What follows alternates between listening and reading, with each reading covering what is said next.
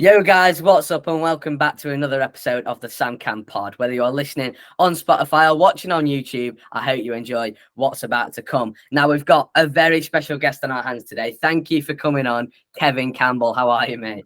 I'm good, thanks, Sam. It's nice to be on. How long's it been since I've been on your Oh gosh, it must have been a long time. Back to the Bear Pit TV days, wasn't it, Kevin? It was a long time ago.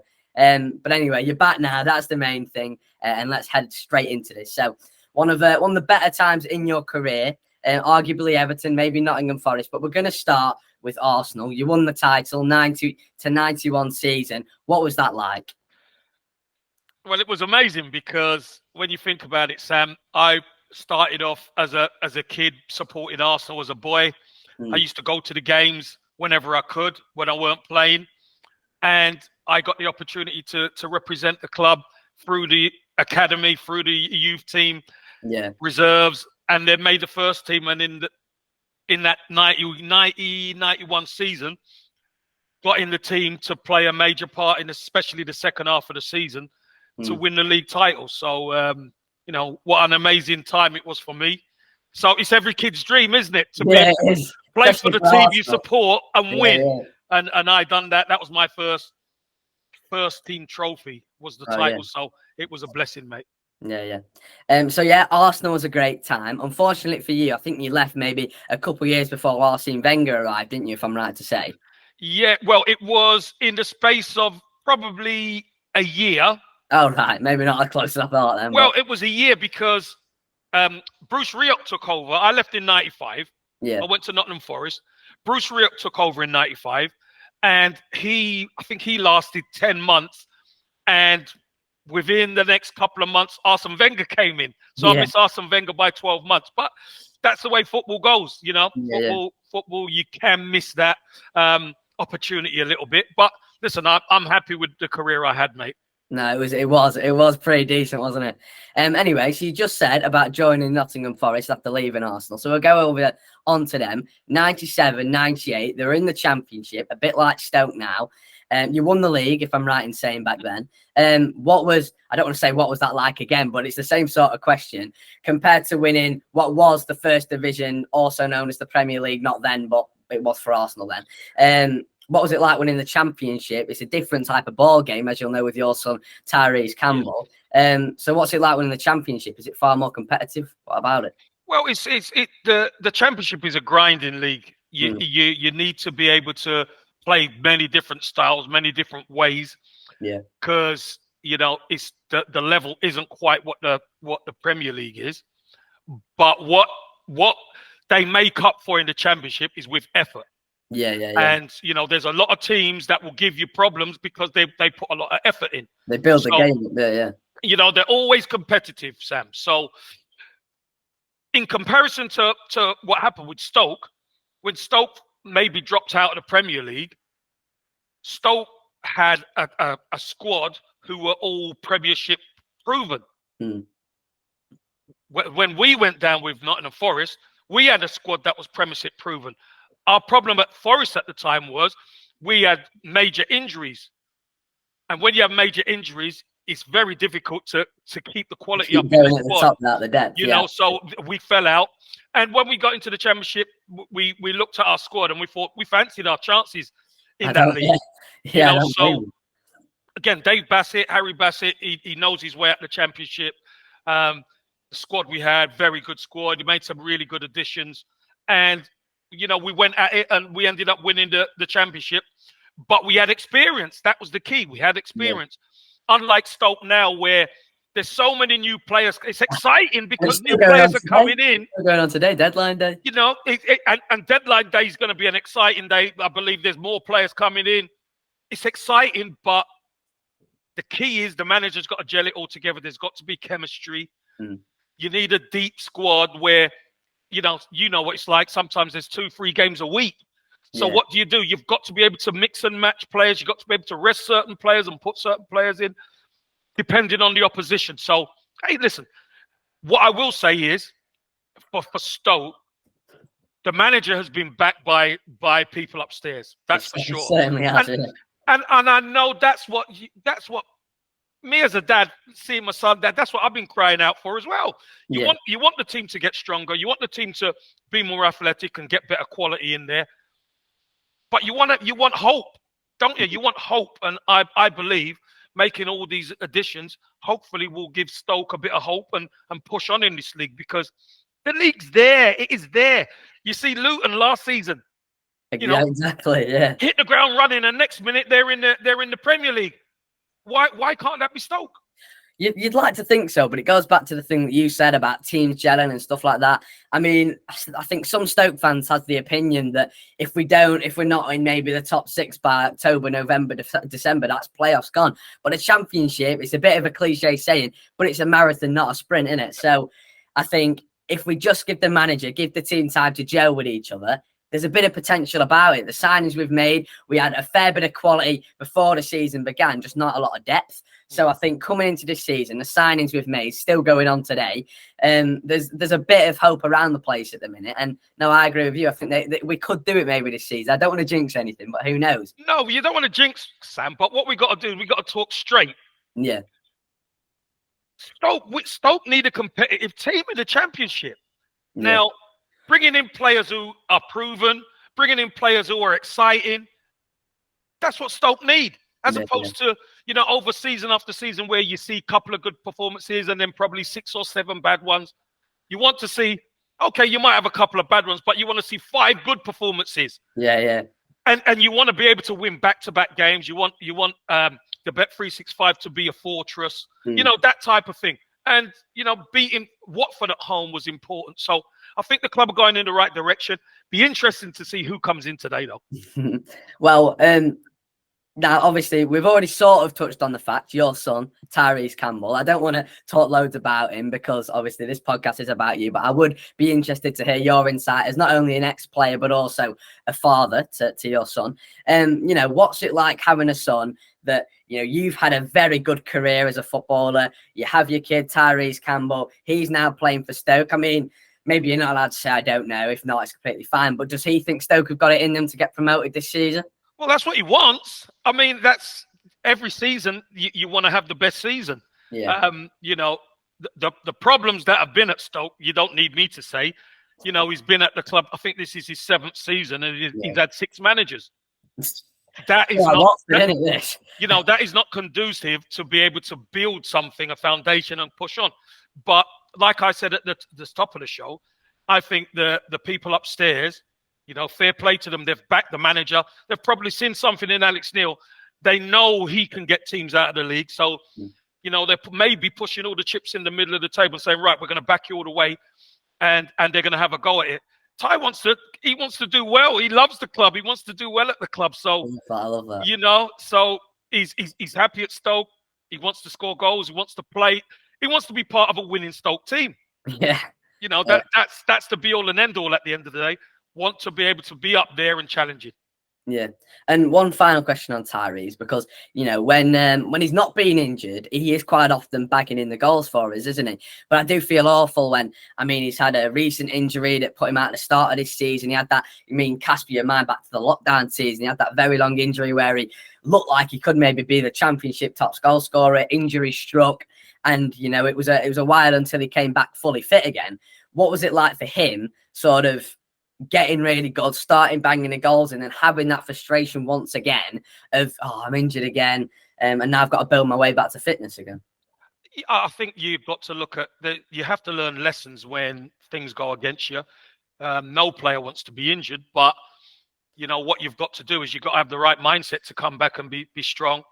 That long injury was, there's a lot of soul searching that goes on, because you see other players coming in doing okay. You're not sure what's going to happen, especially being a knee, very serious injury. But, the medical staff at Stoke are very good, helped him to get back, got back really strong. And it took him a little time to find his feet again, but found his feet flying in pre-season. And then, a little niggle just before the season started. But he feels good. He feels good about himself. He feels good about the team. Some good, exciting players coming in. So everybody wants to be part of a successful Stoke team, Sam. And my son's no different. Again, having 6 managers in 7 years, again, isn't conducive to building and developing you as a player. So I think under Alex Neil, I think certain games last season we saw some really good performances by the team. It's got to be one of the and you know, I'm sure Alex Neil is going to try and get the best out of certain players, and especially at the top end of the pitch. You get the best out of those players attacking wise, I think Stoke could go very close this season. Well, that's enough anyway of Tyrese and Stoke. Yeah, enough of him. We'll get them out of the way. But no, thank you for that, Kevin. It's actually fairly interesting. So, Everton, you're a fan favourite. Well, you were a fan favourite. You still are now. The fans still talk about you today. I'm sure a lot of them are watching this podcast. So yeah, I've got a note down here. That obviously, like I've said here, the Toffee fans love you. You're a big fan favourite. What's it like being part of a team where you're playing up front, you're banging in the goals, everyone loves you? It must be great for your self-esteem. You know, the positive endorphins flowing. You know, what's it like? What was it like playing for Everton? Well, it was special because, funny enough, Sam, I made my league debut against Everton in 1988. For Arsenal? For Arsenal. Wow. So, you know, there's some real connections there, there is, to do with Everton. And their last real great side they had, who were league winners, FA Cup, won a European trophy. Their last game together was my first. Yeah. Which is quite crazy. It's a bit of a, yeah. Yeah, which is quite crazy. But, I mean, Everton is a huge club. Obviously been languishing for years, you know, been up and down. Their fortunes have been all over the place. But I just think football's about timing sometimes, Sam. The timing for me, I was in Turkey, playing in Turkey. I came back to Everton on loan, and I had 8 games. That's when there was a March window. I had 8 games to try and make a difference at Everton. I made a difference at Everton. Made a big difference, yeah. And we just that love fest has been there ever since. You know, I love the club. I won't have a bad word said about Everton, even though they're struggling and stuff. I still want to be positive about them because you know they've been so good to me over the years, Sam. So it's wonderful. Even now, when I go back to the club, you know, they really make a fuss of me, and you know, it's a privilege. It really is a privilege to have played for them. Well, final big subject today. I do want to ask you, because it is sort of the career I want to go in, what you've sort of been getting into recently, the Sky Sports punditry side of the game. How did that sort of come about, and are you enjoying it? I love it. I love it. If you're not playing football, you might as well be talking about it, because you know, it's such an important part of my life. How did I get into it? I was doing interviews, kind of. I was getting to the back end of my career, and I started doing some interviews, and then I was asked to go out to Dubai to cover some games. Nice. I've done that. I enjoyed it. They said, you know, you're comfortable on screen, etc. But I never thought it would be like this. I mean, you think I would do Sky Sports, for instance. I would do Astro Super Sport, which is based out in Malaysia. So on Sunday, Arsenal versus Man United, I'm pitch side for Malaysia TV. Wow, I've done Indonesian TV. You know, you do Premier League TV, which goes out everywhere on a Saturday type thing. Bar England, it goes out live all around the world.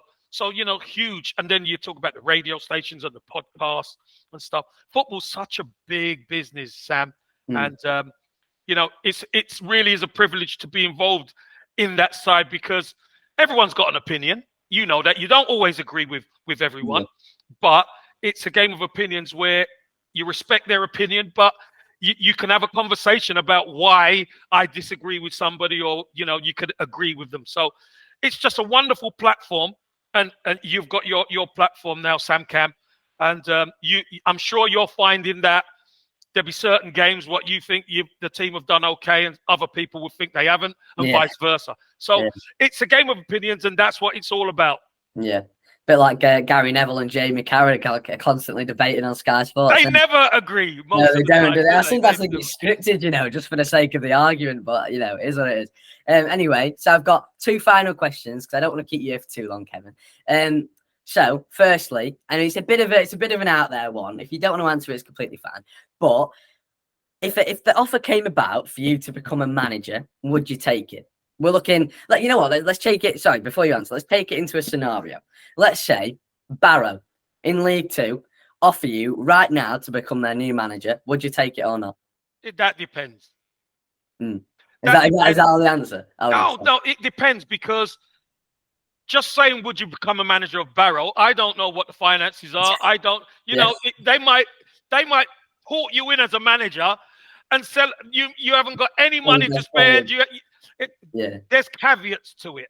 Yeah. You know, I was at one stage when I was at West Brom with Brian Robson and Nigel Pearson, etc. I was looking to get on the coaching side of things, but that didn't materialize at the time, because then I moved on to Cardiff at the time.